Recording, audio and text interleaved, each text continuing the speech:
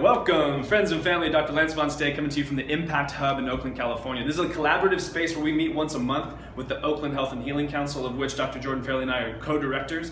We collaborate with these health professionals to try to help Oakland become the healthiest city in America. And even these health professionals, we were blown away tonight because they were actually asking us questions about how chiropractic can help people. It's just showing us that so many people don't recognize how many different ways chiropractors can help. So I wanted to draw a quick map, kind of the quick and dirty on all the different ways that chiropractors can influence someone's well-being. So someone walks into a chiropractic office. Typically they're going to have pain, disease, sickness, symptoms, whatever it is. They are not stoked. A lot of times, sometimes they'll get a referral. Someone just walks in, I hear this stuff is amazing, I just want some. And that happens too, but most often this is what happens.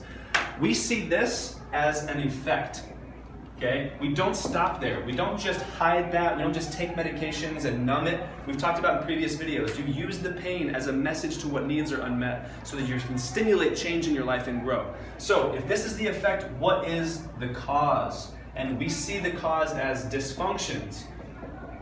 So the dysfunction is what's causing that. However, even this is oftentimes just where people stop in their investigation. They'll just start to do massage, or they'll just start to do a little bit of movement, but they won't really look at the big picture. What's causing the dysfunction?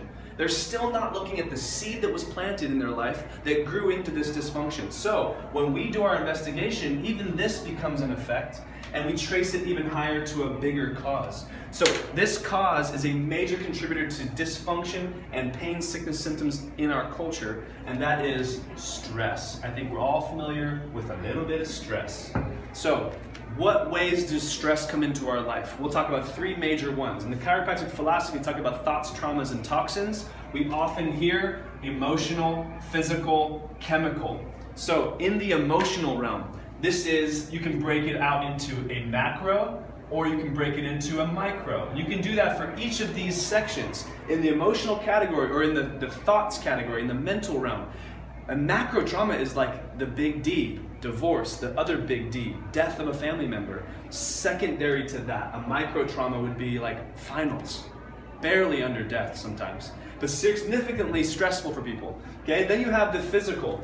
So this is death, and this is finals, or FOMO, fear of missing out, okay? That kind of stuff, anxiety, whatnot. The physical trauma, you have like a motor vehicle accident. That's a macro trauma. But then you could just have sitting, which is a micro trauma. It's stress that's going to be contributing to dysfunction, contributing to pain, sickness, symptoms, disease, all of these things. In the chemical world, if you have a macro trauma, this is like you have toxicity. You've eaten something that is literally poisonous for you. Or you can go to McDonald's and have a little micro trauma. Right away it might feel kind of good, but give it 15 minutes, and if you're really listening to yourself, you were just toxified, okay? So these are all the different things that happen in our lives. However, oftentimes people talk about stress reduction, and in our experience, that doesn't work. It might be effective or efficient in the short term, but also we've talked about the fact that you have to be sustainable, and stress reduction is not sustainable. My 10-month-old, yes, when he finally falls asleep, there's a little bit of stress reduction, but that's not going to sustain. He's going to wake back up. My stress of my life is not going to decrease. So what do I have to do? We have to increase our resilience to stress.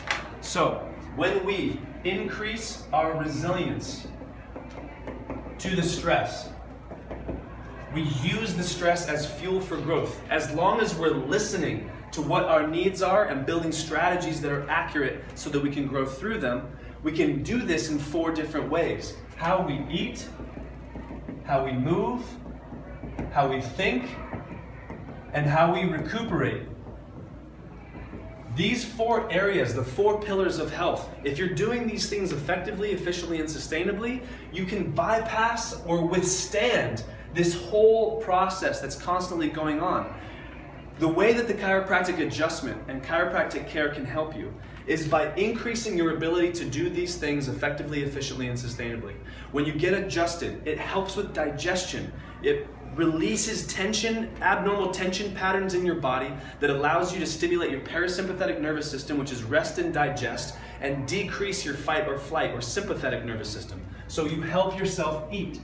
When you're moving, we've already talked about in these videos how the adjustment reconnects the brain to the body so that the brain knows where the joints are in space and then can coordinate movement. When movement feels good because you've gotten adjusted and you're connected, then you're going to want to move more. So it helps the movement category. When your brain and body are connected and you can accurately perceive what your emotions are leading you toward, your needs, then you can build accurate strategies to get your needs met. So that helps in the thinking category. Also in the rest and digest. Recuperation, one of the biggest things that we hear as a piece of feedback when we call somebody on the second day after their first adjustment is, I just had the greatest night of sleep I've ever had in my life. So that's helping with sleep and recuperation. By getting chiropractic care, you can eat, move, think, and recuperate more effectively, more efficiently, and sustainably, which helps you build resilience to stress, avoid dysfunction, and avoid the whole complex of pain, symptoms, sickness, disease, unenjoyable emotions that are unnecessary. I hope this helps some of you. If you have questions on it, if you have comments, feel free to feed into the community. We love you all. Have a great day.